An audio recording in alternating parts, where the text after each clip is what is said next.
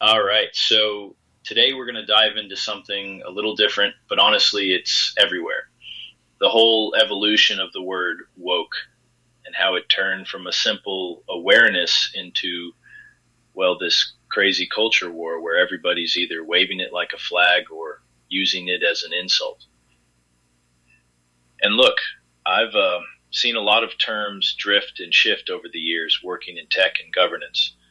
But woke is a real case study in terminology taking on a life of its own, way beyond its roots. So let's back up for a second to the origins.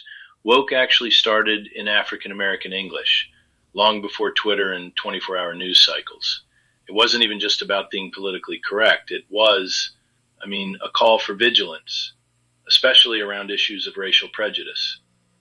Folks trace it all the way back to Marcus Garvey in the 1920s shouting, "Wake up, Ethiopia. Wake up, Africa." And Leadbelly, yeah, that old blues legend, he sings "Stay Woke" in his Scottsboro Boys ballad from, 1938? Basically warning black folks to keep their eyes open to threats and injustice around them. By the 60s, and definitely by that 62 New York Times Magazine piece, William Melvin Kelly, that was the author, woke started meaning, well-informed, tuned in.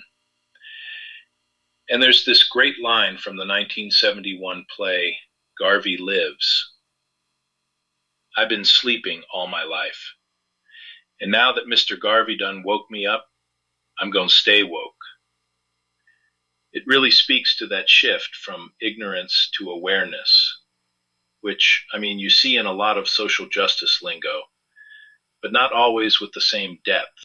Then fast forward a bit, and here's where it just launches. Music, social media, all that. Erykah Badu, 2008, she drops Master Teacher, and the phrase "I stay woke" suddenly has a whole new generation repeating it. Then Badu herself tweets #stay woke in 2012, and it's off to the races.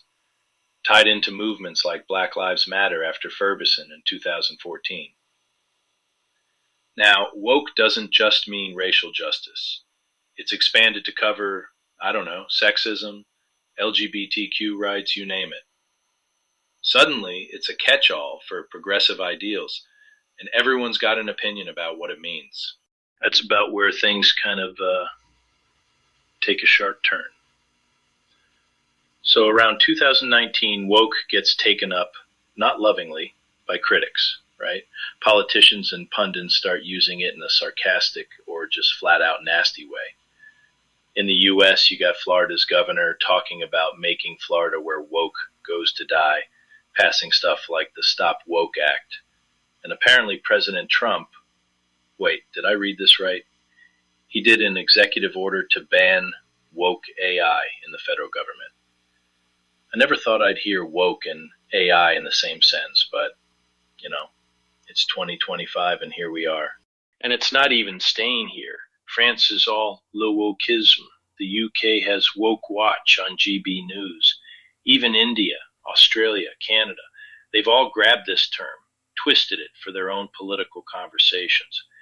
It's wild watching a word go global, especially one with such specific cultural and historical meaning. But what stands out to me, especially working with data and, trying to label things without bias, is how real-time digital conversations can totally flip a term. Like labeling data for AI models. Sounds dry, but if you don't keep up with how people are actually using words online, you risk building in all sorts of bias. Woke is a prime example. It means one thing in one context, something totally different somewhere else. And honestly, sometimes it's used just to muddy the waters. And now we even have woke right folks using their own language policing and cancel culture tactics. Or companies doing woke washing. Ad campaigns about, inclusion while ignoring real workplace change. So to tie that up, woke is basically a masterclass in how language evolves, sometimes in shocking, unpredictable ways. And from where I sit, managing terminology, data, even AI annotations, if you're not paying attention, you're probably missing something important. And like It's not going away anytime soon. So let's pivot sort of naturally, I think, into how this whole woke debate is playing out inside leftist and progressive circles. Because here's where it gets really, honestly, messy. It's not just haters on the other side tossing woke around. You've got deep arguments among folks who all consider themselves left or progressive. And this isn't new. If you look back at history, the left has always wrestled with what comes first. Is it identity or is it class? One side, usually referred to as class first, says, look, the biggest force in oppression is capital, it's economics, it's the class system. Adolph Reed or Walter Ben Michaels, their book No Politics But Class Politics, pretty much lays it out. Focus on solidarity, not splintering over identity. Their argument is that identity stuff, while real, can get people chasing their tails instead of addressing material conditions that shape everybody's lives. But even saying that, I'm thinking, wait, there's always a risk of, erasing genuine oppression that crosses class lines. The classic example that's always brought up is high-income black women still being at higher risk in childbirth than their white counterparts, no matter how much money's in the equation.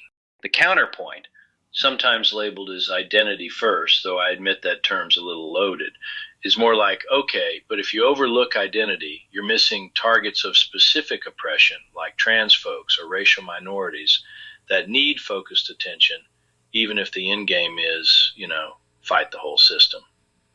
I mean, there's a tension here between being broad enough to build coalitions, but sharp enough to recognize when someone's getting hammered in a way that's not about class.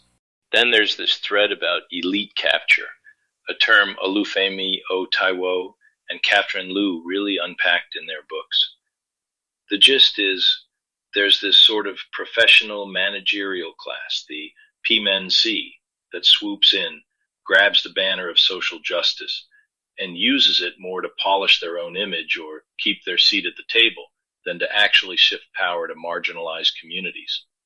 Liu, for example, basically says academia's critical theory folks have lost touch with both reality and with any kind of real data-driven economics.